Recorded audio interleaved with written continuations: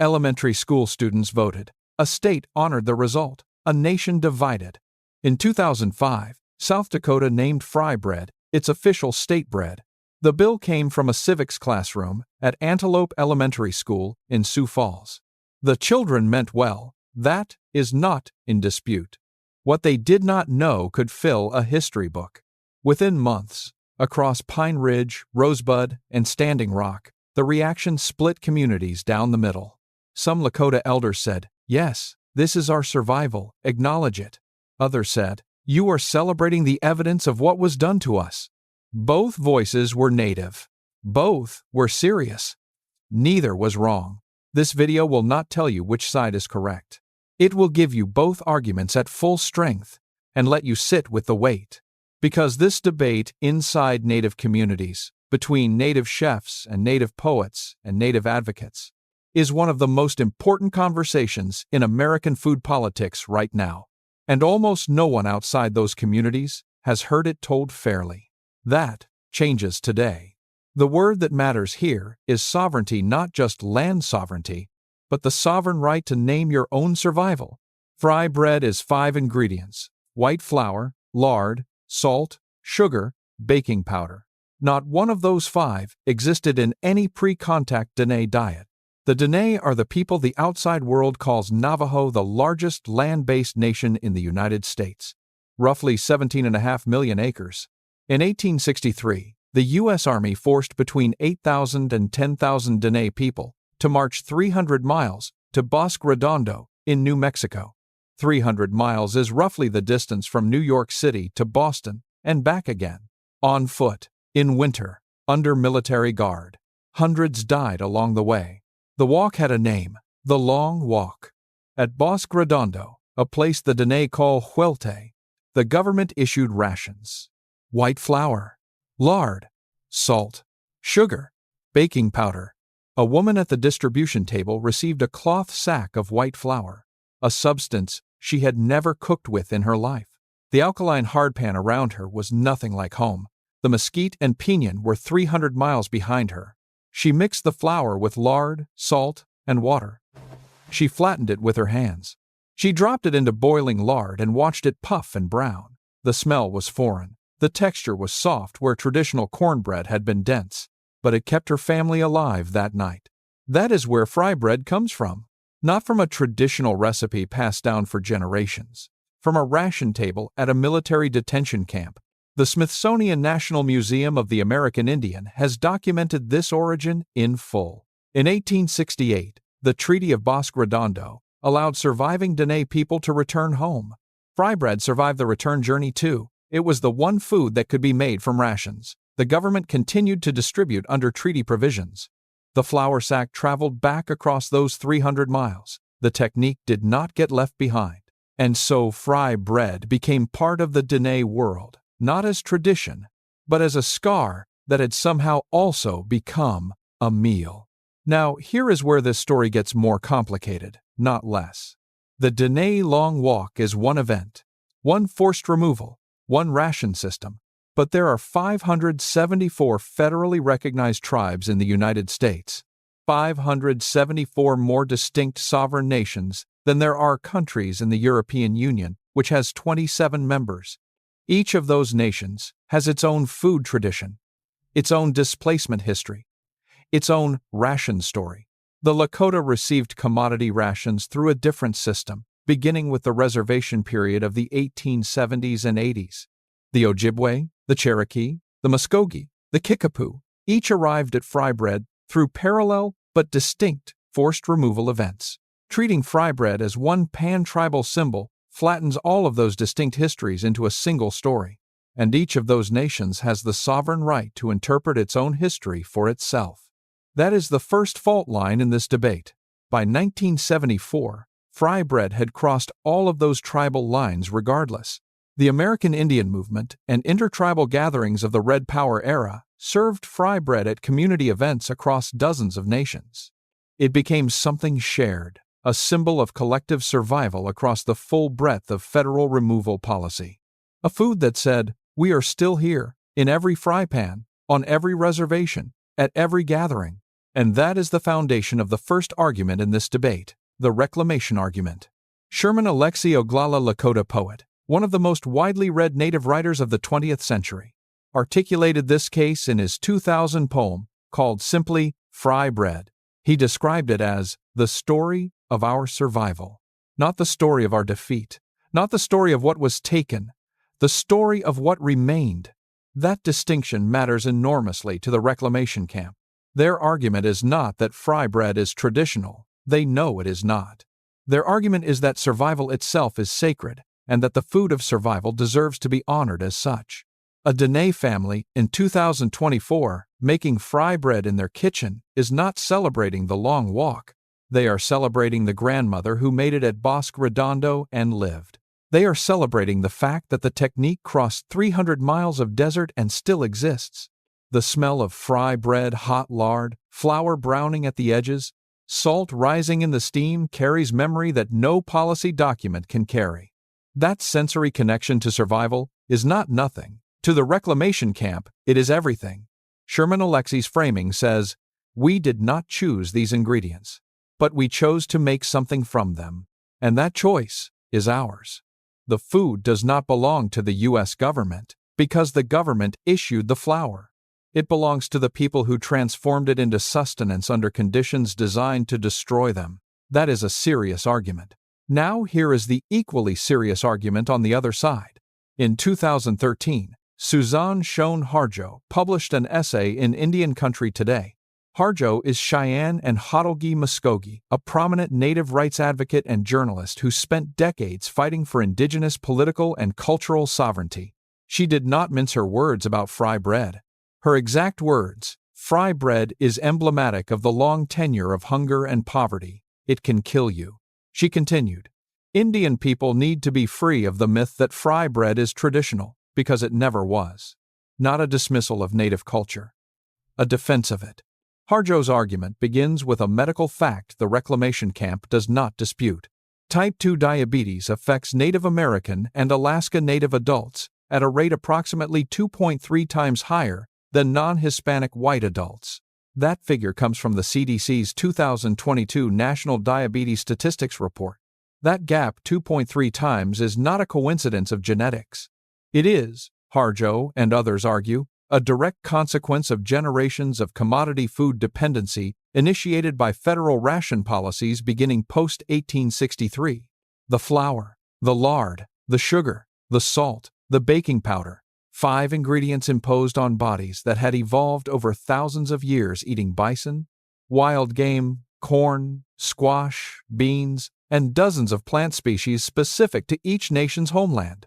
Lard, specifically, was not a traditional cooking fat for any of the 574 federally recognized tribes. Every pre-contact cooking fat was animal-rendered bear fat, bison tallow, seal oil, or plant-based. The lard in fry bread is a marker, a specific, documentable marker of post-1850 federal provisioning. Harjo's case is not sentimental, it is clinical. If you romanticize the food, you perpetuate the harm the food carries. The scar does not stop hurting just because you wear it proudly. And in 2024, the Navajo Nation, 17.5 million acres, still has food deserts across large portions of its communities. Commodity foods, including the ingredients for fry bread, remain dominant food sources for many Diné families, not by choice, but by access. The cultural debate and the food access crisis are not two separate conversations. For Harjo and the decolonization camp, honoring fry bread while Diné families have no alternative is a form of historical amnesia dressed up as cultural pride. Their argument, survival is sacred, yes, but the conditions that required that survival are still in place. Naming a commodity ration food as your cultural identity is letting the federal government define you twice. Once when they handed you the flour sack, once when you made the flour sack into your story. That is also a serious argument. The most revealing part of this story, though, is not the origin or the health data. It is what happened in 2005. On March 21, 2005, South Dakota Governor Mike Rounds signed the fry bread bill into law. One state bread designation, 50 states have them. This is the only one where the honored food's origin is an act of forced displacement. Not one Native voice is formally recorded in the legislative testimony for or against that bill. The students did not know the origin story. The legislators apparently did not either. Or perhaps they knew and decided a civics lesson was more important than a history lesson. The room voted. The Lakota were not in it. That absence, no formal Native testimony, is itself a form of the same problem that produced the food in the first place. Decisions made about Native lives, Native symbols, Native identity, in rooms where Native voices are not present. The 2005 designation did not create the fry bread debate, but it forced it into public view. And across Pine Ridge and Rosebud and Standing Rock, Native people had to suddenly answer a question outsiders had posed. Is this your food or not? The reclamation camp said, "Yes, it is ours, and you should honor it." The decolonization camp said, "You are celebrating evidence of what was done to us, and you did not even ask." Both reactions are responses to the same government action. Neither was consulted before that action was taken. That is the recurring structure of this story. Decisions made, voices absent, communities divided in the aftermath. Now we enter the part of this debate that is happening right now. In restaurant kitchens and tribal councils and award ceremonies. Sean Sherman is Oglala Lakota, born on the Pine Ridge Reservation. He is a James Beard Award winner, founder of the Sous Chef catering operation in Minneapolis, and director of the Indigenous Food Lab, a training program for Native cooks built on pre-contact culinary techniques. When Sherman built his menu, he made one decision that became more discussed than almost anything he served. He took fry bread off the menu entirely, not because he thinks Lakota people who love fry bread are wrong to love it. His stated reasoning is precise. His project is to show what Native food looked like before the flour sack arrived. Fry bread's absence from a Native chef's menu became, paradoxically, one of the loudest statements a Native chef has made about Native identity. The thing that was not there spoke as clearly as everything that was. Sherman's framework, he calls it decolonizing your diet, draws a specific line. The line is not between fry bread lovers and fry bread critics. The line is between honoring what survival required and centering survival-era foods as the definition of Native cuisine. Those are two different things, Sherman argues, and conflating them costs something. It costs the full depth of what Native cuisine was and could still be, before the flour sack, before the ration table, before Bosque Redondo. Sherman's Indigenous Food Lab curriculum trains Native cooks in approximately the full range of pre-contact ingredients: wild game, native grains, indigenous plants, traditional preparation methods. The curriculum explicitly frames fry bread as a marker of federal food policy harm rather than indigenous culinary heritage. That framing is not an erasure of Diné or Lakota experience. It is an argument about what gets to stand at the center of the story. Crystal Wahpepah is Kickapoo Nation. In 2022, she won the James Beard Foundation's America's Classics Award. 2022 is 159 years after the ration system that produced fry bread was imposed at Bosque Redondo. Wahpepah's Kitchen, her restaurant in Oakland, California, is built explicitly on pre-contact ingredients. She deliberately excluded commodity-era foods, including fry bread, a curatorial decision she describes as reclaiming the full depth of Native cuisine beyond survival foods. Wahpepah's Kitchen was among the first indigenous brick-and-mortar restaurants in the Bay Area. Her James Beard Award, among the highest honors in American culinary culture, came specifically for work that recentered indigenous food before the ration era. The food sovereignty movement she and Sherman represent is not anti-fry bread in a personal sense. It is making an institutional argument. What gets funded, taught, and celebrated shapes what gets remembered. If every Native food festival and every state food designation centers fry bread, what happens to the 2,000 years of culinary knowledge that came before it? The reclamation camp has an answer to that question, and it is not dismissive. Their response is that the pre-contact tradition and the survival tradition are both Native. Choosing one as more authentically indigenous is itself a form of erasure. telling Diné grandmothers that their fry bread is less native than their traditional corn preparations. The reclamation argument says, we contain both. We do not have to choose. A Diné woman can cook blue corn mush the way her great-great-grandmother did, and also make fry bread the way the grandmother at Bosque Redondo did. Both recipes hold history. Both hold identity. Neither cancels the other. The warm, slightly sweet smell of fry bread at a community gathering is not an apology for what the U.S. government did. It is proof that what the U.S. government did failed to end us. That is not a small thing. Brian Yazzie Diné, known as Yazzie the Chef, navigates this debate from inside Diné identity, which gives his position a particular weight. Yazzie has said publicly that fry bread simultaneously represents Diné resilience and the nutritional damage of federal food policy. He does not resolve that tension. He holds it. Younger Diné chefs like Yazzie are not choosing between the reclamation argument and the decolonization argument. They are doing something more difficult. Recontextualizing fry bread without erasing it. Recontextualizing means we know what this is, where it came from, what it cost us, and what it gave us, and we will decide what to do with it. Not the state legislature, not the elementary school civics class, not the James Beard Foundation, the community, the nation, the people who made it at the ration table and survived. That is the sovereignty argument at the center of all of this. And it is the argument that the 2005 state bread designation trampled without meaning to. Consider the metaphor that keeps appearing in conversations among native chefs and advocates. Fry bread is like a scar that some people wear as a badge of survival and others want healed. The scar is real. The pain that made it is real. Whether you display it or cover it says everything about how you choose to carry history forward. But here is what that metaphor does not resolve. What if some members of the same family want to display it and others want it healed? What if a Diné elder and a Diné chef in the same household hold opposite views on fry bread's place at the table? That is not a hypothetical. That is Tuesday at a reservation kitchen somewhere in the Navajo Nation right now. This intra-community tension, not between native and non-native, but within native communities, is the conversation that the cultural politics debate keeps missing. Because it is easier to frame this as indigenous identity versus colonial harm than to sit with the fact that indigenous people hold both positions simultaneously. The Suzanne Schoen Harjo camp and the Sherman Alexie camp are not enemies. They are relatives, arguing about how to hold grief. That is the hardest kind of argument there is.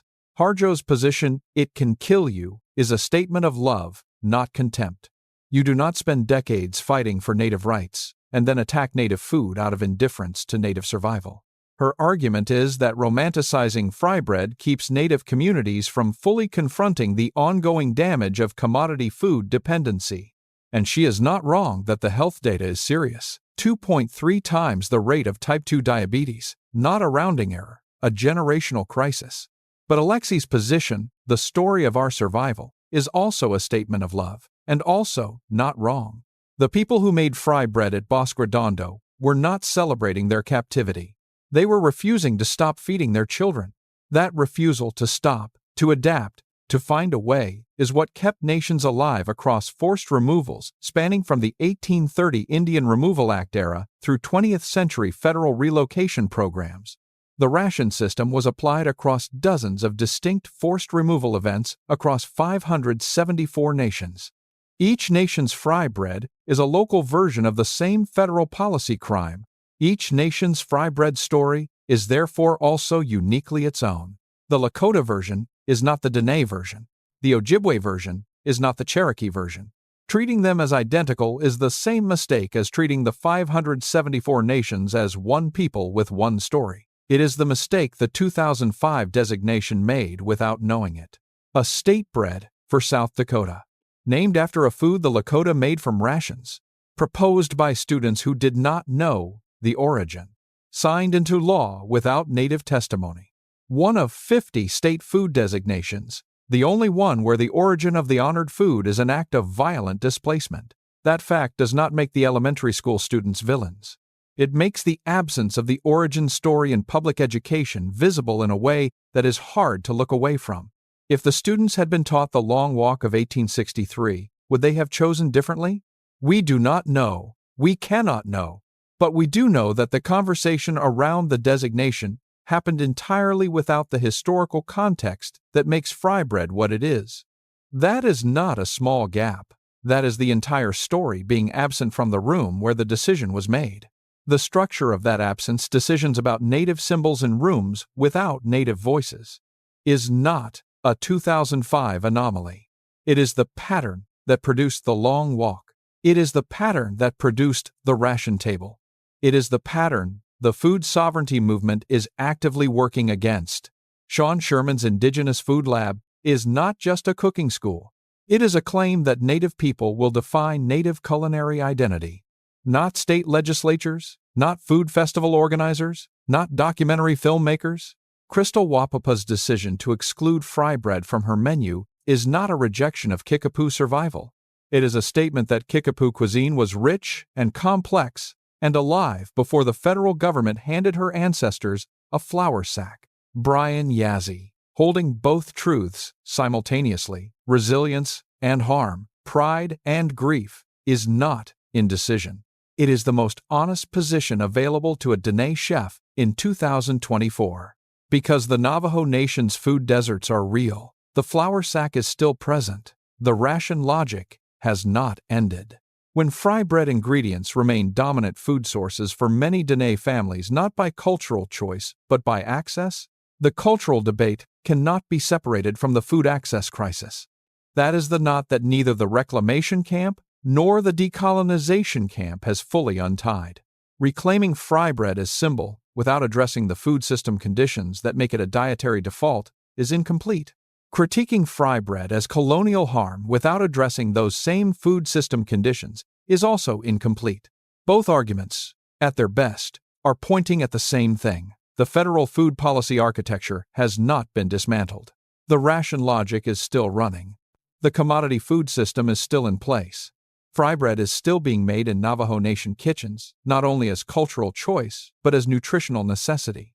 That means the debate is not just philosophical. It is immediate. The flour sack is not historical. It is this week's groceries. And that is why voices like Harjo's and Sherman's and Wahpepah's and Yazzie's matter beyond the culinary world. They are not arguing about food. They are arguing about whether Native communities will be defined by what was done to them or by what they choose to do next.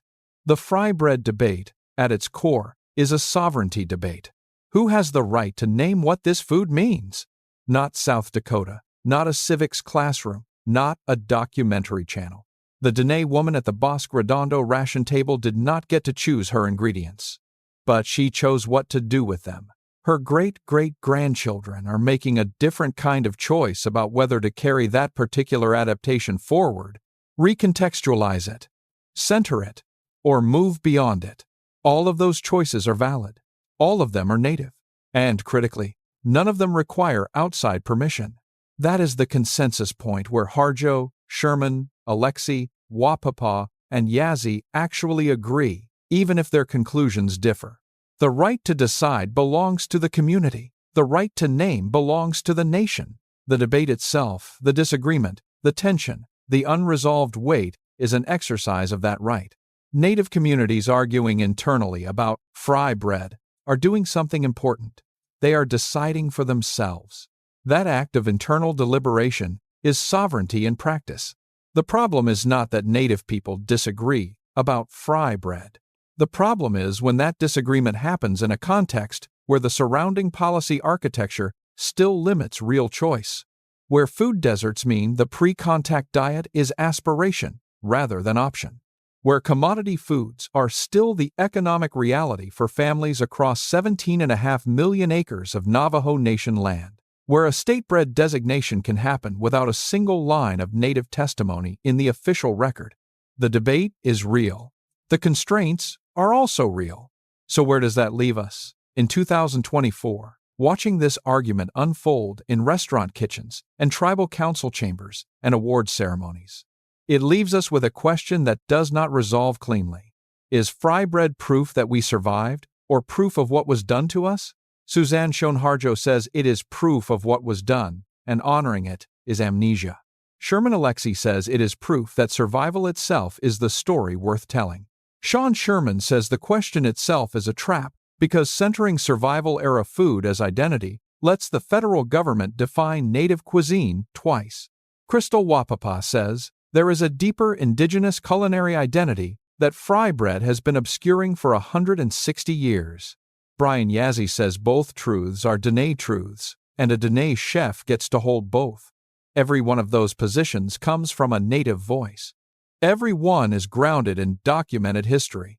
Every one is serious. None of them is wrong in a way that makes the others right by default. That is the nature of a genuine intra-community debate, and it deserves to be held at full weight, not collapsed into a simple answer for outside audiences. The 2005 state bread designation gave fry bread a civic honor it did not ask for. It also forced a reckoning that may have been long overdue, because the civics lesson the Antelope Elementary students actually taught without knowing it is the most important one in this story. When you name something without knowing its history, you are not honoring it. You are inheriting the silence that made the history invisible. And that silence about the long walk, about Bosque Redondo, about 5 ingredients from a ration table, is a civic failure that belongs to all of us outside those communities. Not because we are guilty for what happened in 1863, but because in 2005, in a state legislature, during a civic process, the origin of the food being honored was simply not in the room. 142 years later, still not in the room. The Indigenous food sovereignty movement, Sherman, Wahpepah, Yazzie, and others working in 2024, is putting it back in the room, not to relitigate the past, to insist that the present be built on accurate ground. Because you cannot make good decisions about food policy, about commodity food access, about native culinary education, if you believe fry bread is a traditional recipe. It is not. It was never meant to be. It was meant to keep people alive under conditions designed to destroy them. That it succeeded, that the technique crossed 300 miles of desert and 160 years of time is remarkable. What you do with that remarkable fact is a decision native communities are making right now, on their own terms. Some will serve fry bread at the center of the table. Some will place it at the edge, acknowledged but not centered. Some will not serve it at all, choosing instead to fill the table with what came before. All 3 of those choices are indigenous. All 3 carry the full weight of history. And none of them need a state bread designation to be valid. The next time you see fry bread at a food festival or a state fair, or celebrated as a charming piece of Americana, you now carry the origin story. White flour, lard, salt, sugar, baking powder, a ration table at a military detention camp, a 300-mile forced march, a woman making food from ingredients she had never seen to keep her children alive, in a place she was never supposed to survive. That origin does not make fry bread shameful, it makes it heavy. And the question the native chefs and advocates and poets in this story are asking is not, should we be ashamed of this food? The question is, who gets to decide what we carry forward and what we set down? 5 ingredients, 161 years, 574 nations, no consensus. And perhaps that is exactly right. The absence of a single answer is the most honest thing fry bread has ever told us. The debate is not a failure. The debate is the point. Here is the question this story leaves with you, and we genuinely do not know the answer. When a food is born from an act of violence, does the love that grew around it heal the origin? Or does the origin always live inside the love?